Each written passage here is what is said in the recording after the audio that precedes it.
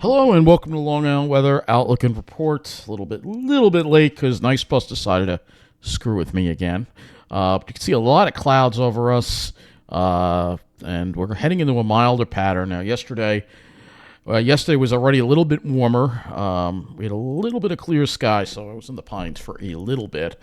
But other than that, we had a lot of clouds around today, So let's take a look at the weather map here, and you can see storminess is mainly in the northwest, pretty quiet across the country. Looking at what we got right now, we'll take a look at Islip, and it's 36 at Islip, so much warmer. We got up to 48 today, so much warmer day today, going above normal with a ridge in the east. And we'll show you what the day was like at Islip today. So you see in mid-40s, few cirrus clouds and jet junk. Same thing we had yesterday. We had some scattered jet junk on the 22nd as well. And yesterday was still a little bit on the cooler side. So you can see a little bit on the cooler side. Yesterday we still mainly in the upper 30s. But today you're starting to really feel the warmth for sure. And I don't think we had any radiational cooling at West Hampton. I will check that. But yeah, we're not going to see, we're going to struggle to get even below freezing for the next couple of days. West Hampton's at 31. They only got down to 27, so it doesn't look like they got any radiational cooling this morning. What about the morning of Saturday? What about Saturday morning? They get any radiational cooling then? Nope. So let's go and look at our highs and lows for the day. Highs, we're in the upper 40s on Long Island, and close to 50 in Ocean County, New Jersey. So upper 40s to around 50. Lows, upper 20s to around 30 in most locations. Mid 30s in the city. Who knows, my alley probably didn't go below 40, but and mid 20s in Jersey. It's actually cooler there. It's cooler in Ocean County than it is in Mineola. I really do think so. When you average out the lows, at least. So especially in my alley, of course. So let's go and look at our statistics for Islip. We had a high of 48 and a low of 29, 4 degrees above normal for the day. Now, contrast that with yesterday. Now, yesterday, we had a high of 39 and a low of 21. Yesterday, we were 4 degrees below normal. So, yeah, we're going to be above normal for a while this week, it looks like. Looking at the weather map, you'll see we've got high pressure under control. We've got a ridge, so won't be much precipitation. All the storminess is in the northwest. So relatively quiet across the country right now. Relatively quiet for a change. No crazy storms for a change, and that's usually what happens when you have a ridge. And you can see all the clouds again. Had today. We'll go to the CONUS view, show you again. We have some high clouds, mainly higher level clouds. You can see some more clouds off the southeast here. So as far as getting a nice clear sky, we'll have to see when the next time that's going to happen. But anyway, let's go look at the models now and look at our weather pattern. So we'll look at the 18Z GFS.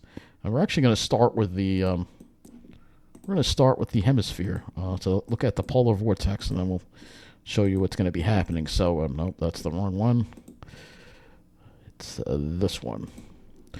So there's the polar vortex. You can see it's splitting.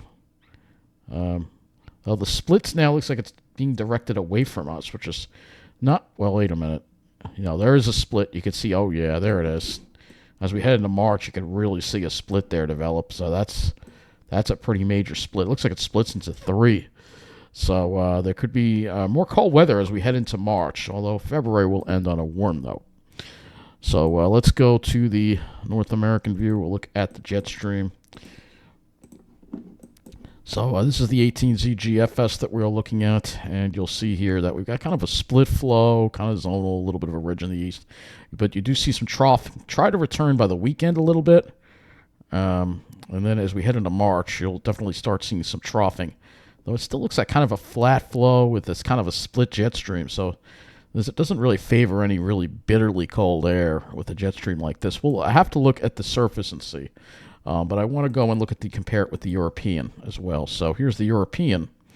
And you'll see, again, showing that split flow, which doesn't really favor any really cold weather this week. But then as we head into, this is the 18th Euro. Let's go to the 12Z. The 12Z Euro does show a much more amplified look with the cold. That looks like a very deep trough right there around March 8th.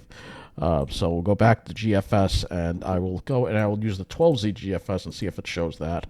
It does show it, but it's still, the GFS has a flatter overall look compared to the Euro. So we have a little bit of a disagreement. I'm more in favor. I favor more that we're going to see return to cold, looking at what that polar vortex is doing. But let's go ahead and look at this week. You'll see kind of a semi-zonal flow with the ridge, but then as we get to Friday, there's a trough.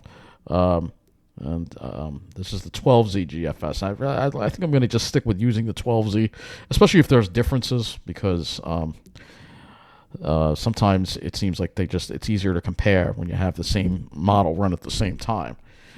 So you can see there's that trough, kind of flat with the trough, all right? Not really a big block in Greenland at all, so that doesn't really favor any really big cold. But if we go look at the European, I think it might have a different look. So here's the European, and you'll see here as we get into March, still no real block in Greenland. So without a block in Greenland, if we do get cold weather, it will be brief, because I don't see a block in Greenland. And that's the problem. This upper air pattern, you can see a lot of storms starting to come in from the west. And you can sort of see how straight that jet stream is. It almost looks like a fire hose. That's not good if you want to have cold weather. And you have a lot of storms crashing into the west coast and the northwest, which, again, kind of cuts off the cold air when you see a pattern like that. Let's go ahead and look at the...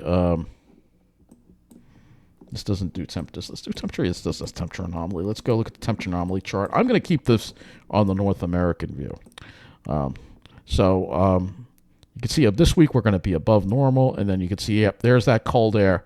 Kind of a glancing blow for Friday. We're looking at the Euro now, all right? But then you see what happens. On Monday, we start seeing some more cold air. But we will see some cold air, but it will be glancing. It will be in and it will be out. There's no real staying power without a block there. And you can see still a lot of well above normal temperatures up in Canada, too, by the way, on this as well. GFS, 12Z GFS. Let's push this to this week. So, again, you see those above normal temperatures there this week. And then the cool down on the GFS, there it is a little bit. Glancing blow again, and again on Monday. Then it tries to cool down, but then you can see it's still got a lot of warm air. So the cold air is kind of stuck up there, and it doesn't really come down on the 12Z GFS. So you see there's a little bit of a difference where the GFS is more reluctant to bring the cold air down versus the European. So let's go to the CONUS view, and we'll look at the surface now. And so here we go. Here's the surface, and you can see, again, got that ridge there. So you can see that ridge right there. So it stays relatively dry. There's another little high that crests over us on Wednesday. That could be a very sunny day, but then we have the warm air surging up ahead of the cold front on Thursday. Thursday night and front to Friday morning would be our next chance of precipitation, which would be rain.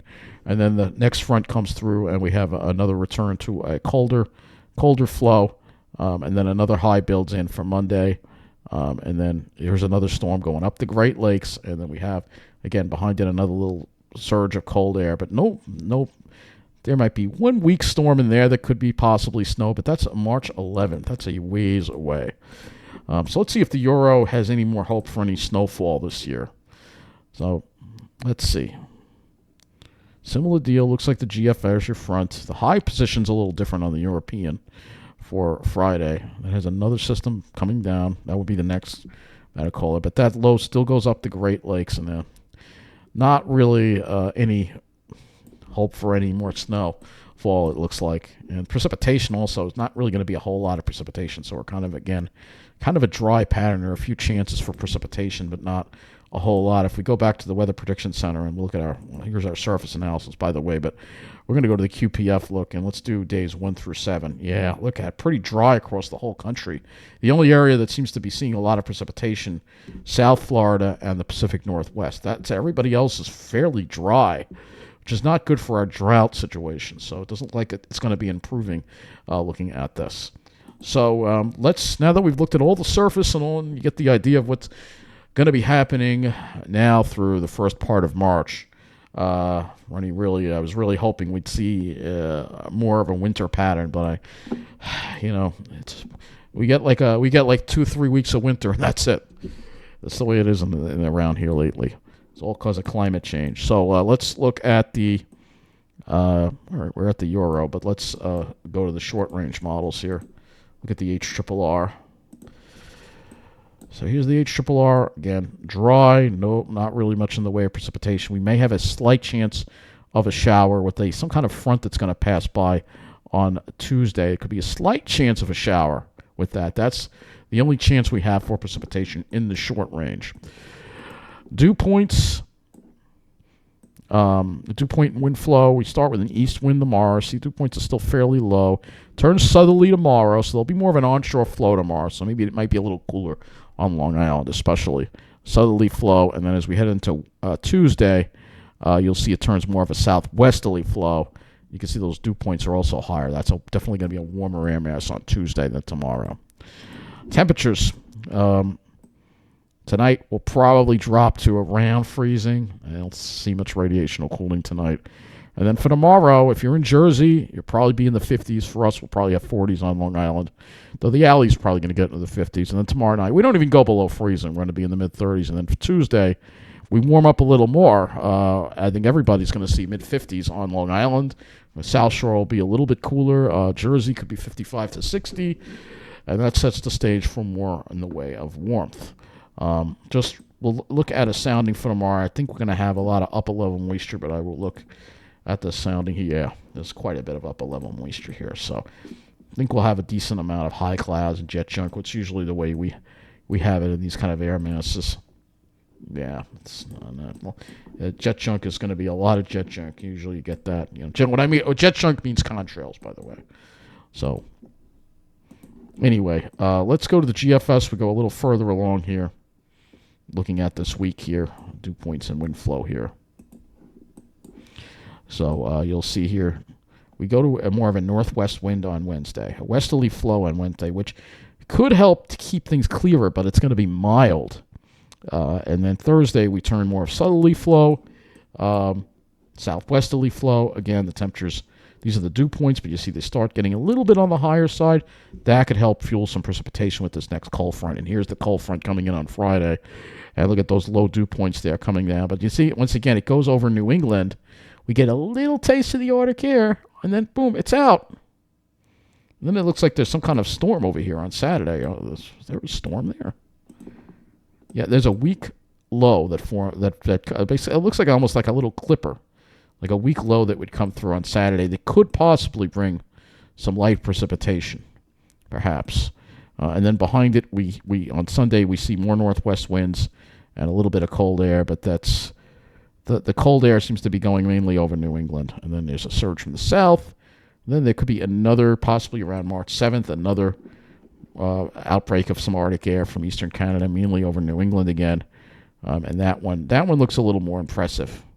So we'll have to see as we get toward a little later in March, hopefully. But it's the carrot and the stick again. Originally, it was supposed to be the first week of March. Now it's getting pushed off again. We all know that happens way too often. All right, so let's look at our actual air temperatures now. We look at the air as far as dew points go. So Wednesday, we're going to see highs probably around upper 40s and low 50s in most areas, and there may not be much of a sea breeze either that day. And then Thursday, I guess it's got a lot of cloud cover around because it doesn't really have the temperature warming up that much. It's a little low riding along it. And then here we are for Friday, which is going to be a much colder day where highs will be in the mid-30s. And then Saturday, it looks like it struggles to get us out. And like I said, that could be possibly a little light snowfall on that day. So maybe there's a chance, at least on the GFS, that we might see something, a little light snowfall for that. That low looks pretty weak, though. And then you'll see, yeah, it does turn colder Sunday. There's your cool down Monday. But then we start seeing it warm up again. And then you see Friday and Saturday. It looks like as we get further into March, we'll start seeing some of that cold air. But it's mainly over New England, northern New England. The core just doesn't seem to want to come that far south. We'll look at the European, too, just to... this is the 18Z European. We'll just go to the 12Z. Show you the temperatures again. These are the temperatures on the European. Well, European has it warmer on Thursday, by the way, so it tends to be. And then this is European on Friday. Not as aggressive with the cold air, it seems, on Friday. And then it's a little more aggressive on Saturday, but you see, and then here comes another surge for Sunday and to Monday. So we will have some colder weather as we head into March, as you see. But it's going to be cold, and it's going to be like a seesaw, and then it goes back up again warm because, again, there's no blocking. So the cold air will be in, it'll be out. It'll be in, it'll be out. Without blocking, that's what happens. So let's look at the sky cover on the GFS first. We'll do that. And obviously, we'll be dealing with high clouds and jet junk tomorrow for Tuesday. Probably a lot more in the way of clouds. But then Wednesday, hopefully we can get some more sunshine in because then Thursday we're going to deal with more clouds. Friday, maybe we'll have sunshine. This is the GFS. It could be overdone with the cloud cover. Saturday, obviously, we'll have more clouds. Sunday, and then I'm not going to go beyond a week on this. And again, this is a very low resolution. I don't like using the GFS because it is such a low resolution cloud model to use. But here's tomorrow, and you can see, there'll be some jet chunk around, upper level moisture. Tuesday, more in the way of cloud cover, and again, a chance for shower with that front. And then for Wednesday, it looks like it should be maybe a mostly sunny day. This is as far out as we got. This is the 0Z run. But it does show mostly sunny sky on Wednesday, though it will be, like I said, warm, and we'll have those westerly winds. So I think that a lot of areas will get up there. It could wind up being a little overperforming, I think. Let's just see what this has on temperatures. It could wind up overperforming for Wednesday. This doesn't really give me the wind direction, does it? It does. Okay, we can use this. Yeah, it's a west wind. So, as far as wind will not be an issue. If you don't like the wind, it will not be an issue. Yeah, it's mostly a westerly flow on Wednesday, so I don't see much of a sea breeze on Wednesday. But it could be a very nice day if it's clear. That's all I really care about. Even if it's mild, I'll take a sunny day at this point. So that's pretty much what we got going on. Let's go to the Climate Prediction Center. And 6 to 10 day outlook, you see that they've got the below normal only in the New England area. They have precipitation above normal, actually, for everybody, which is kind of interesting. Even though we looked at the models, and it didn't look like we would see much precipitation. We'll wonder where they're getting those numbers from. You can see all those above normal temperatures in much of the country. 8 to 14 day, they have the precipitation above normal in the east, and still below normal temperatures. So it's kind of interesting. This is kind of contrary to what I saw on the models, because honestly, if we look at the GFS and the European here, I'm going to just look at total accumulated precip here. And honestly, it just doesn't show a whole lot. It shows, it does show a little bit more on Tuesday, but okay. It does show a little more. Okay. That's kind of interesting compared to what we just looked at on the 7 day. But it is showing more toward the end of the period, so we'll have to see. So this is kind of has us in a little bit of a hole here. So it's the 18Z. This week will be dry, but I think when we get beyond this week, I think that's when we'll see more in the way of rain. Yeah, that's what it is. So this week is going to be dry, and then as we head toward March, that's when we'll start seeing a little more of an uptick in the amount of precipitation, which hopefully will help with the drought. But as far as this week goes, I just don't see a whole lot. Again, the next chance would be on that with that system from that Thursday night system. And then maybe Saturday. As far as snowfall goes, let's just run this and see if there's anything here. Yeah, it does have some stuff toward the end. So toward the end, it does have some, because it's some of those weak storms that pass through. Yeah, it sort of looks promising. But again, let's go to the surface here. And you can see, because what it is this week, we only have some weak systems. All right, this system for Thursday into Friday looks a little, maybe like it could grab a little more moisture. What I've seen on some of these models hasn't been too impressive, but we'll have to see what happens for Thursday. I'm getting Thursday mixed up with Tuesday's system. Sorry, Thursday's system could give us some more rain, perhaps, and then when you've walked a mile and a half carrying heavy groceries because the bus didn't show up, you'd be tired too. And then there's your weak system for Saturday, all right? And then we have a number of weak systems. This system here, and then this. Yeah, it's this storm right here. It's still kind of flat, but this is the 18Z. So maybe, but this is March 9th. This is a ways away. So I'm just not all that impressed with what I'm seeing, especially when I look at there's no blocking. You need blocking if you want to have a good snow event, but maybe we can at least scrounge up a few small ones, maybe. So let's go to the snow and ice thing. We look at this and see if they have a new update here. No, they don't have any new update, but we can look at this here. We know sea ice is near record lows. This is what we have. This is what we're supposed to see. So well below what we're supposed to see here. And we have a lot of missing ice here too. So a lot of thin ice, a lot of missing ice, and this is all very, very bad. Very, very bad. So that is what I've got for you tonight. Thank you for watching, and have a good night.